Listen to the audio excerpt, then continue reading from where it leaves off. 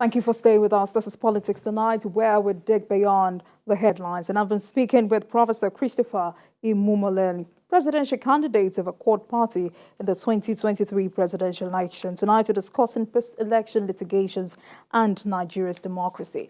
All right, Prof, before we go on to other national issues, the Nigerian judiciary has gone through various forms of controversies in recent times because of, as a result of some of the judgments that people felt were short of expectations. But you find some senior advocates and lawyers who have said, you and I have no right to decide for the judges because the judges have the facts. So when it comes to intimidation and harassment of the judges, where do you stand?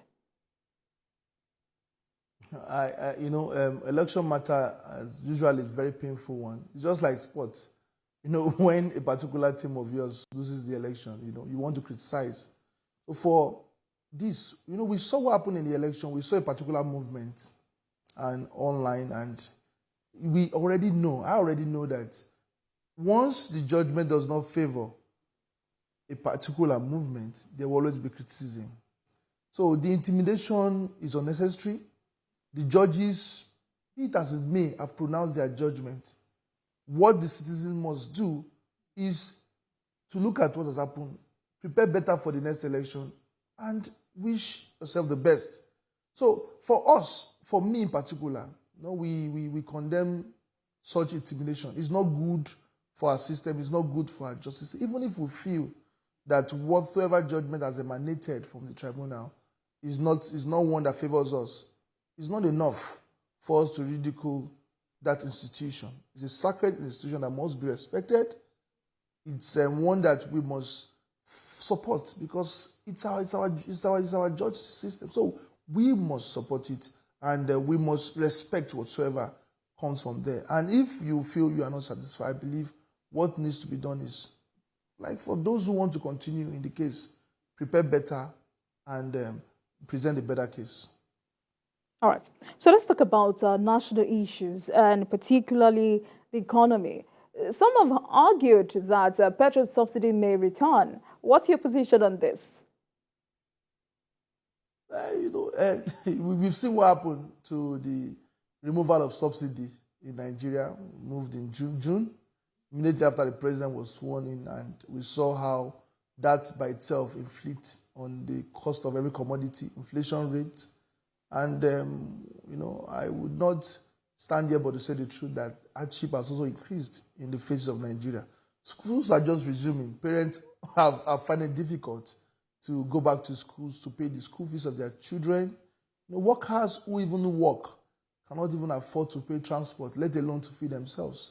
So it is in our face reality that things, and this hardship has been there even before the subsidy removal, although it's important that subsidy must be removed because we cannot continue as a nation to use all our revenue even to service our debt when the subsidy by itself is the largest source of depletion on our national reserve. So it must be removed. We must have this tough time, and we must believe that, okay, let us have this tough time, believing that we are going to have a better future.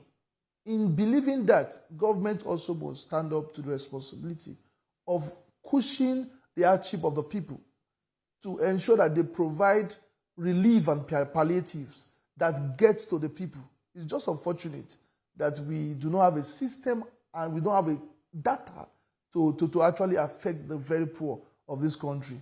However, subsidy must be removed, but hardship that has been meted of the people must be sincerely, critically and charitably looked into. Right. So experts have. So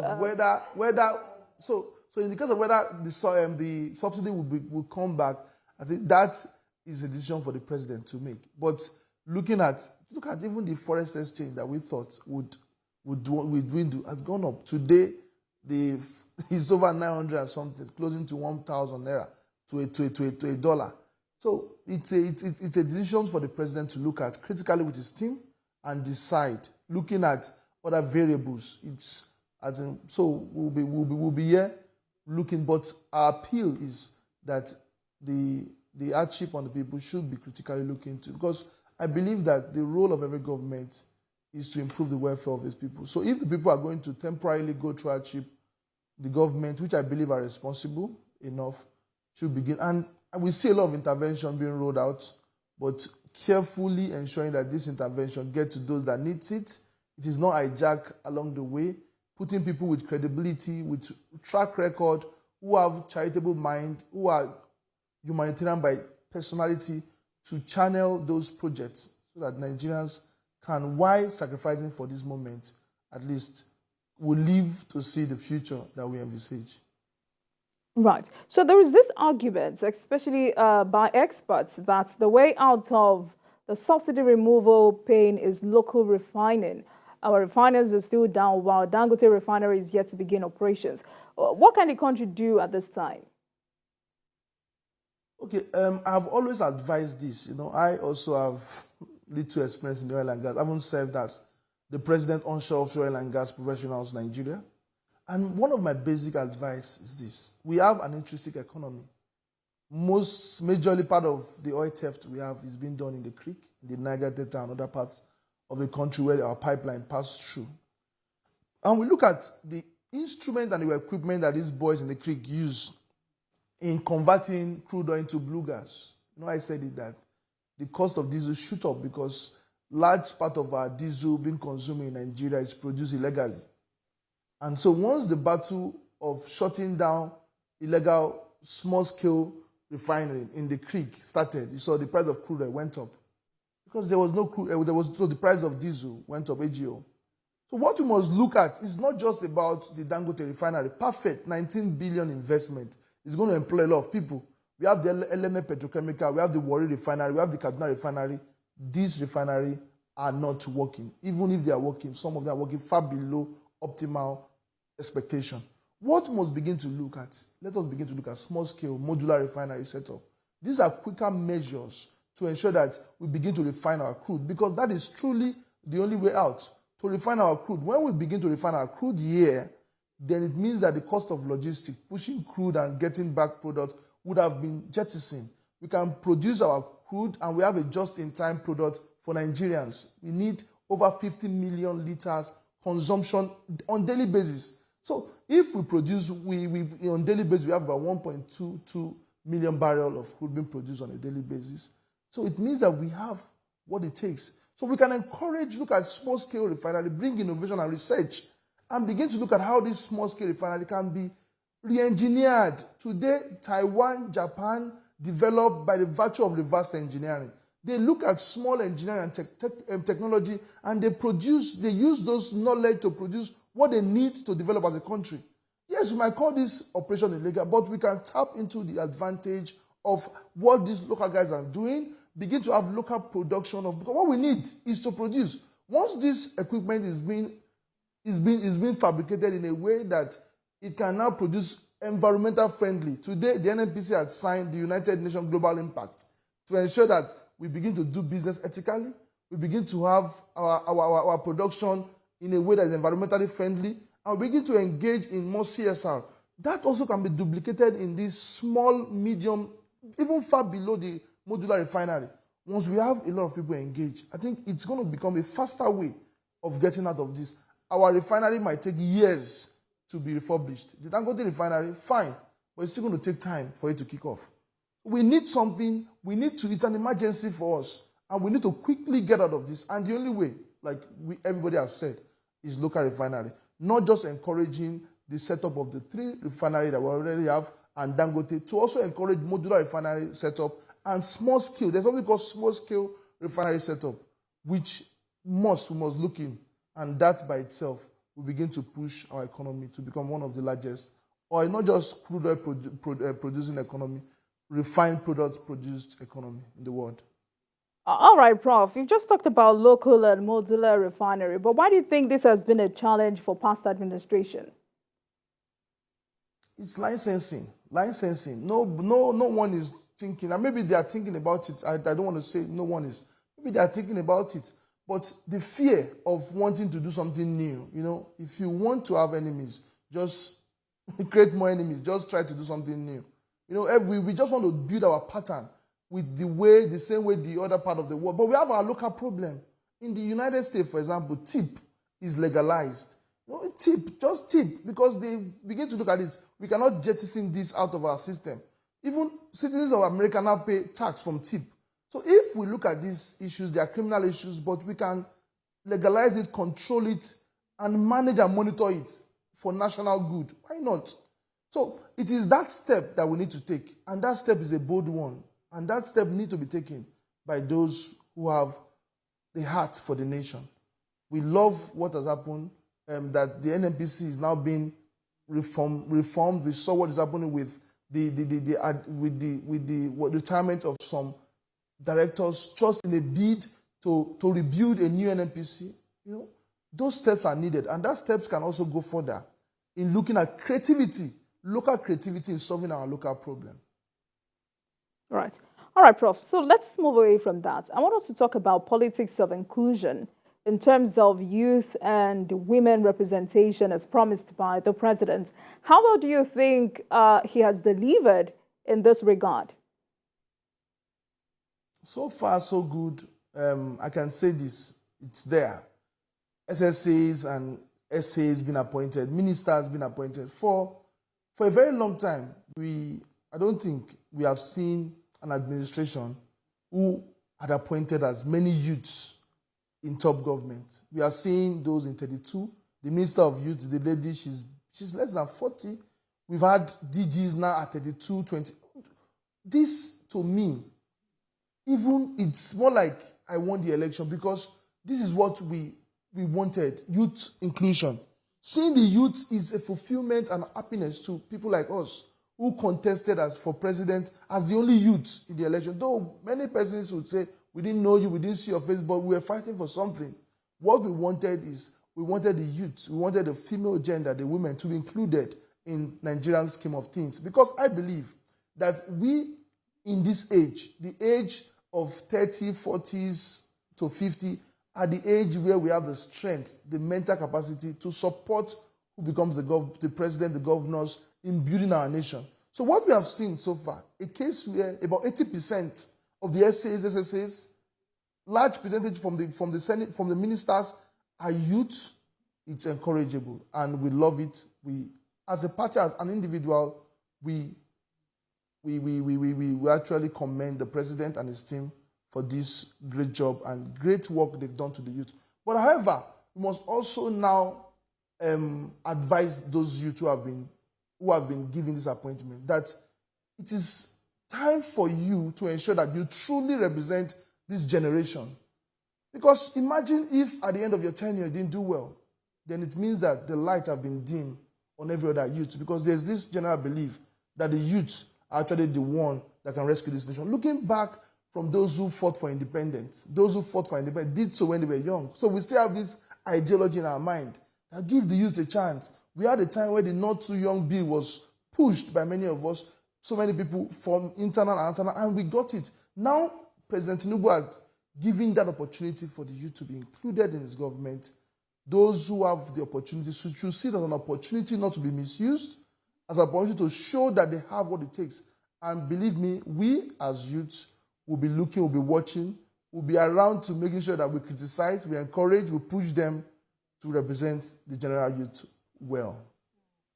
That's great. I'm sure you have also monitored this administration's economic diplomacy. How will you rate it? It's wonderful. As in, when I talk like this, people might just say, I call you a prof. Why you just... When we see things that is okay, we say it. And when it's not okay, we also say it.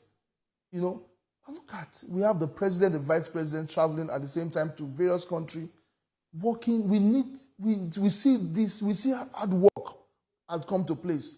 We see Nigeria for a very long time being mentioned on a global stage. We see, investors now preparing to looking at Nigeria as a direction to come. Because we now see the team of the president, we see the president chunking out. Yesterday we heard a wonderful speech given by Mr. President on the news in the United Nations. To not just talking about Nigeria alone, talking about the African continent in context, talking about the West Africa, selling us to the world the way it ought to be.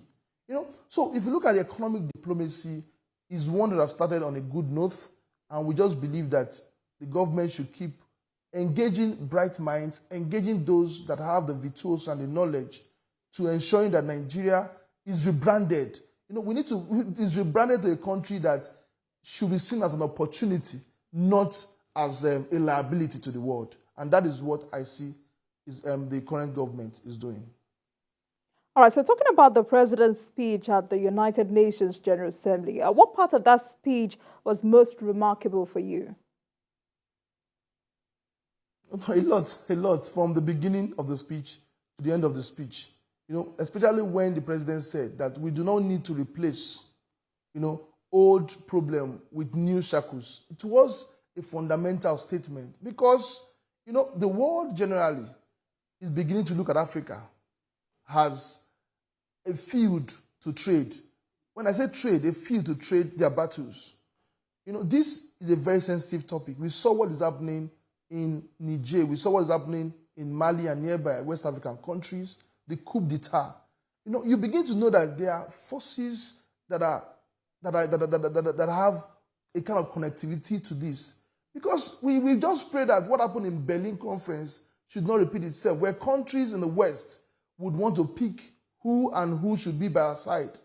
But again, it's a time for Nigeria to sit right and begin to look at the situation so that we can make decisions and take advantage of that need. We are now in high need. We are in high demand as Africans because the West cannot do the same thing they are doing to Africa, to Asia, to Europe, but they want to do it to Africa. But now we need to bargain and be on the table to making sure that whatsoever we do at this time is what will favor us as a region, not just in West Africa, as Nigeria as a country. So part of that statement was that statement that we must not exchange old problem with new shackles. Another statement that the president made in that speech was wonderful. Marketing the opportunities in Nigeria to the rest of the world. These are wonderful, phenomenal statements that will stand the test of time. I mean, just like you said, from ECOWAS to AU, G20 and UN, the president has received rave reviews for his outings. But what do you think the president has going for him? I think one is his team. The president is selecting a phenomenal team. I must applaud the president for that. And again, the president is a very experienced person. Being a governor, a senator, kingmaker, his age is really, he's using whatever people are used to demean his weakness as a strength. So the president he has put all these experiences together.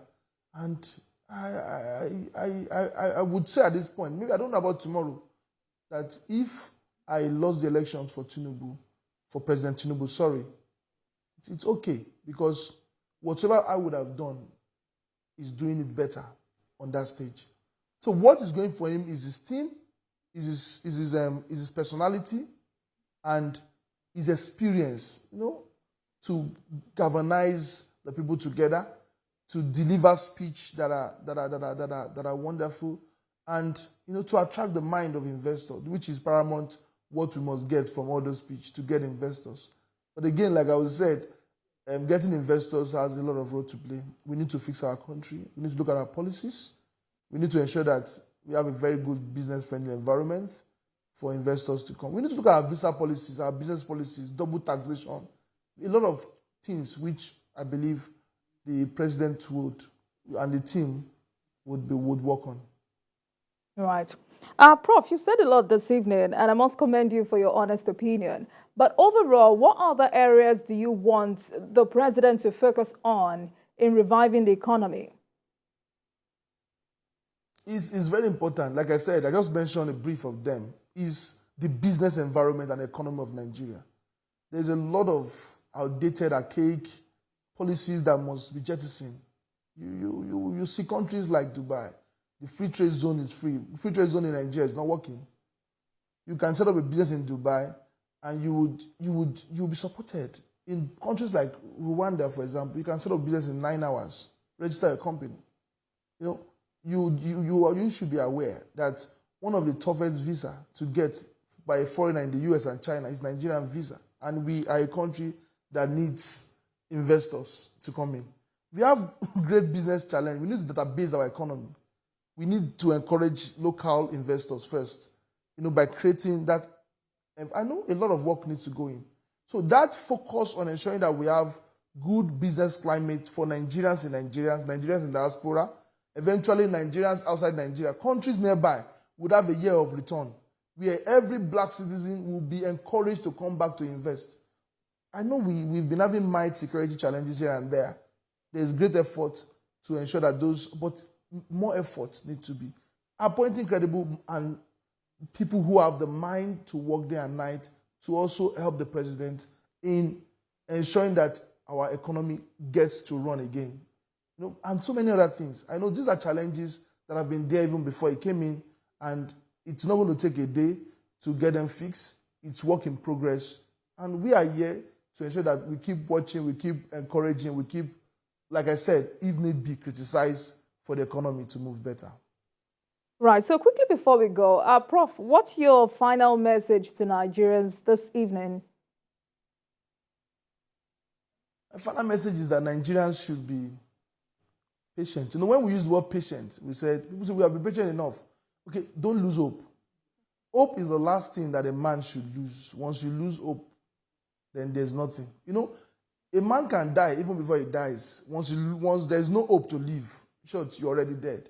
We must not lose that hope. As a country, we can and we will still make it. We just need to begin to see the opportunities around us. There are so many opportunities around us.